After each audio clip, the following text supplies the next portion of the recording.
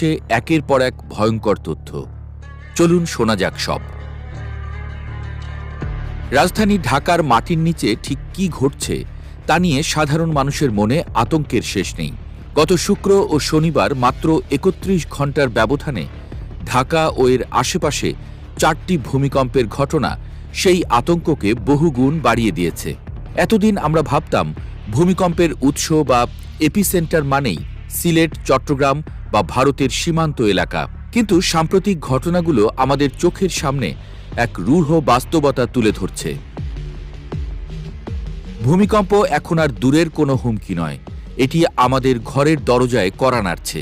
ভূতাত্ত্বিক জরিপ, আবহাওয়া অধিদপ্তরের পরিসংখ্যান এবং বিশেষজ্ঞদের বিশ্লেষণ সবকিছু মিলিয়ে যে চিত্রটি উঠে আসছে তা এক কথায় পিলে চমকানো। ৩১ ঘন্টার সেই অশনি সংকেত। ঘটনার